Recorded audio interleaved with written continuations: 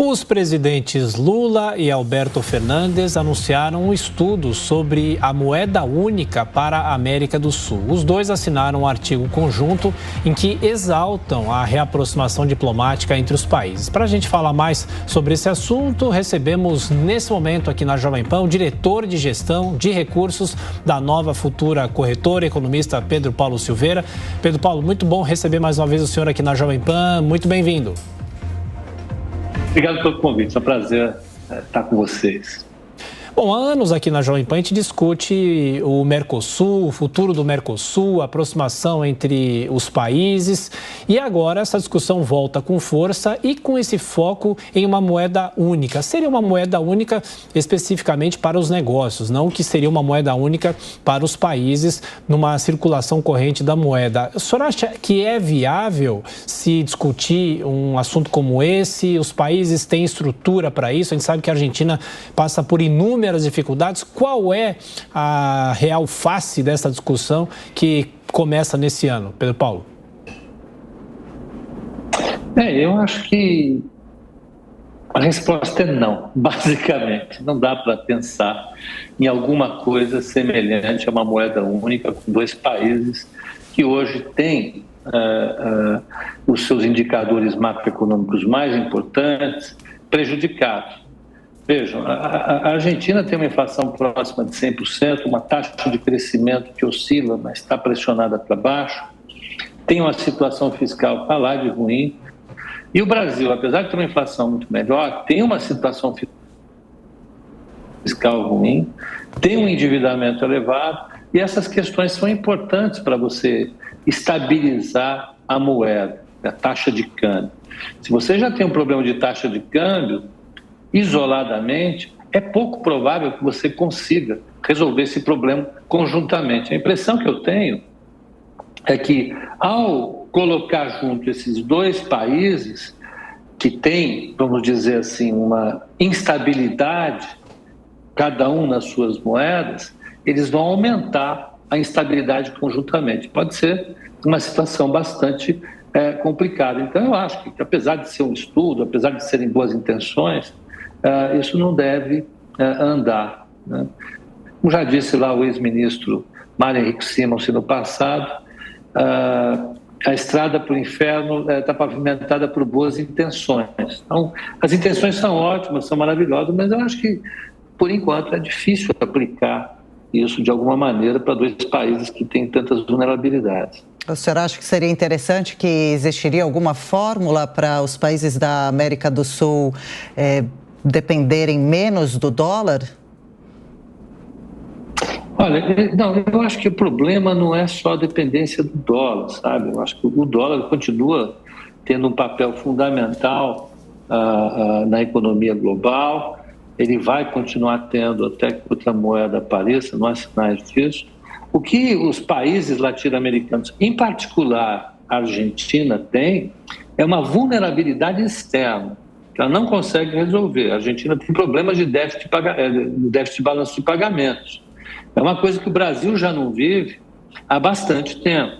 A Argentina ainda não conseguiu resolver esse problema básico. O total de transações que ela faz recebendo do exterior contra o que ela paga para o exterior é desfavorável a ela. Isso faz com que ela vire e mexe, tenha problema de pagamento da sua dívida externa, tanto o governo como as empresas. Ela tem reservas baixas, ela tem problema para gerar saldos comerciais, ela tem problema para receber investimentos diretos. O Brasil não tem mais esse tipo de problema há muito tempo, né? Desde que a gente fez a transição da década dos anos 2000 para cá, o Brasil saiu dessa situação. A Argentina não conseguiu sair. Então, a fórmula básica é que países como a Argentina resolvam esse desequilíbrio externo para depois pensar numa unificação. E, bom, em meio a essa discussão sobre moeda única, enfim, Brasil e Argentina se aproximam, e qual é a possibilidade de se abrir um novo mercado entre esses dois países ou recuperar mercados que tinham sido perdidos lá atrás? Eu acho que é sempre importante isso, né? A Argentina é nosso vizinho, é a segunda economia mais importante da América do Sul, é importante a gente estar com esse mercado, termos esse mercado muito próximo a gente, né? É claro que eles enfrentam muitos problemas, a taxa de crescimento tem sido atrapalhada demais pela instabilidade política, por uma série de desacertos que eles tiveram na sua formulação de políticas econômicas ao longo da última década. Então, de qualquer forma, eu acho que o estreitamento dos laços comerciais é uma coisa muito positiva. Vender mais e comprar mais da Argentina sempre é muito positivo para a gente. Eu acho que isso já seria importante restabelecer, não tenho dúvida nenhuma. Há vários ganhos que nós podemos ter nessas trocas comerciais, em termos de serviços também. Então, eu acho que isso tem que ser impulsionado. É diferente de pensar em moeda única, eu acho que isso ainda é muito inviável. Nós não temos condições de ajudar os nossos vizinhos, e os nossos vizinhos nesse campo nos atrapalhariam demais.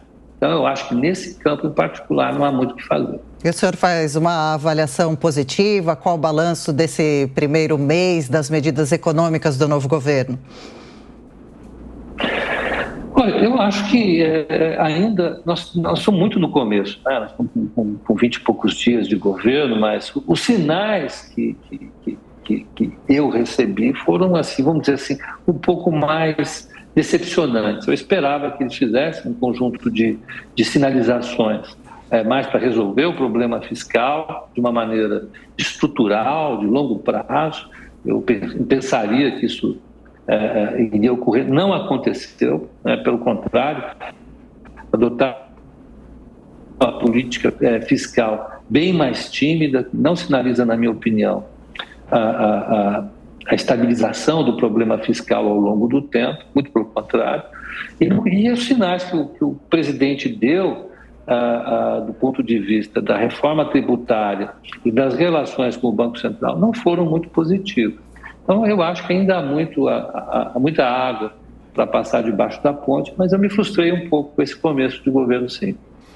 O Pedro Paulo, o senhor sabe muito bem que as questões econômicas também são permeadas pela discussão política. O senhor acha que o governo está esperando a posse do novo Congresso no dia 1º de fevereiro para começar a discutir essas questões, não só a reforma tributária, mas também esse debate da nova âncora fiscal, para tentar amenizar o impacto com o teto de gastos? De que maneira é possível esperar e discutir isso com o Congresso Nacional? É uma excelente questão, né? Não se faz nada no Brasil sem a aprovação do Congresso. O que você colocou é muito importante.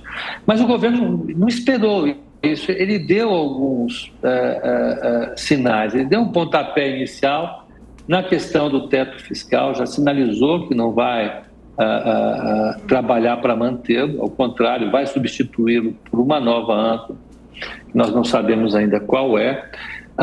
Do ponto de vista de questões importantes como reforma tributária, já sinalizou que pretende seguir com as propostas que já andam no Congresso, né, particularmente a proposta do Bernard Api. Isso é importante. E do ponto de vista das relações com o Banco Central, ele já sinalizou também que pretende mudar a meta de inflação, colocar a inflação um pouquinho para cima. Então, eu acho que, apesar de toda a turbulência política, apesar de toda a ansiedade que existe com a nova legislatura, o governo já procurou andar. Esses sinais ele já deu. Eu acho que quando a nova legislatura começar, e provavelmente começa sob a liderança, eu acho que já está garantida, do Arthur Lira na Câmara dos Deputados, o governo já terá encaminhado as suas principais demandas para a nova legislatura. Eu acho que isso não vai mudar muito. O que a gente pode ter, sim, são surpresas contra essas propostas. Isso vai depender do que chega lá de fato, né? A nova legislatura ela tem um perfil mais conservador do ponto de vista de políticas econômicas e vamos ver como é que ela reage a esse conjunto de propostas, particularmente da reforma tributária. Conversamos com o diretor de gestão de recursos da Nova Futura Corretora, economista Pedro Paulo Silveira. Pedro Paulo, mais uma vez, muito obrigado pela atenção, pela gentileza. Boa semana. O senhor é muito bem-vindo sempre. Um abraço. Obrigado, boa semana a todos.